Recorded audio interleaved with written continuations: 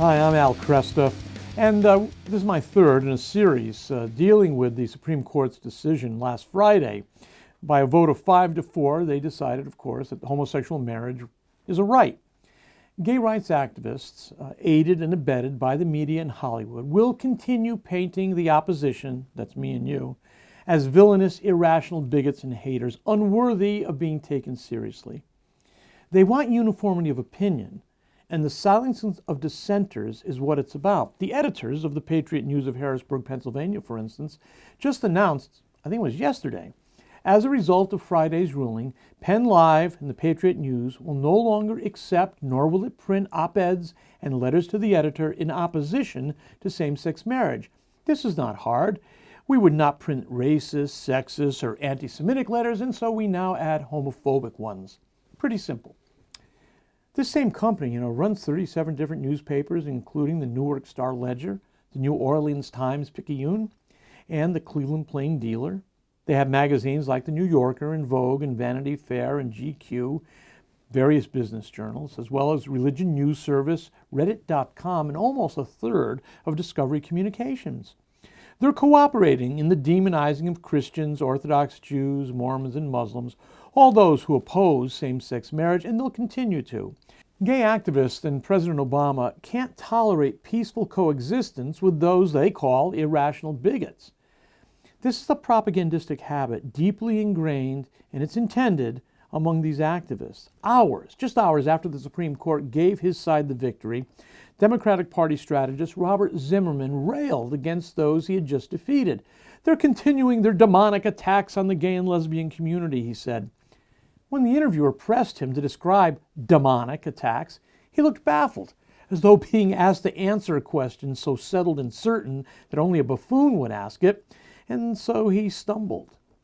He gave two examples. The interviewer, surprisingly, exposed them as bogus.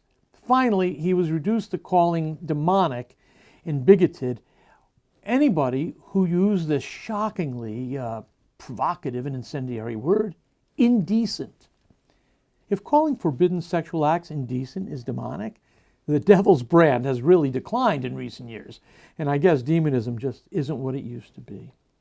They've labored hard to make Americans think that rejection of same-sex marriage is the same as bigotry towards black Americans. It's silly. It's fallacious.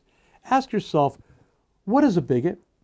A bigot is a person who hates or refuses to accept members of a particular group, such as a racial, religious, or ethnic group. But we don't hate or refuse to accept homosexual people. We don't reject homosexual people. We reject homoerotic acts because they are immoral and ultimately unhealthy to those performing them and damaging to society. We don't think that immoral behavior should be included in our definition of marriage. We wouldn't redefine marriage to include adultery or incest or polygamy. Are we bigoted against adulterers and pedophiles and polygamists? No. We object to redefining marriage to include immoral and destructive behavior, unnatural behaviors. Now, we're already seeing the activists work to withdraw tax exemption, subsidies, grants, contracts from Christian organizations that currently work with state and federal governments. They say, accept same-sex marriage or lose your exemption. The state of Illinois has already forced Catholic social services out of the adoption ministry because we wouldn't release children to unmarried couples.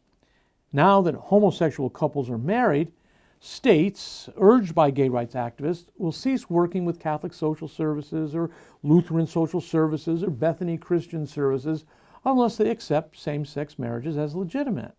There'll be conflict after conflict, married housing for same-sex couples at Catholic universities. In the eyes of the church, they're cohabiting. Homosexual parents, well, they're sending sons or daughters to Catholic schools. Don't they know that the school will teach Catholic doctrine on marriage and family? They do, and they're preparing the lawsuits right now. The forces that bathe the White House in rainbow won't stop until they eliminate any vestige of opposition to same-sex activity. They've said, if you're not with us, you're against us. Someone else said that 2,000 years ago. And if I'm forced to choose between President Obama and King Jesus, it's not hard to figure out, even if it might be a little costly. Like the Christians of the first century, we must obey God rather than man. I'm Al Kresta. Always good to hear from you. Thanks.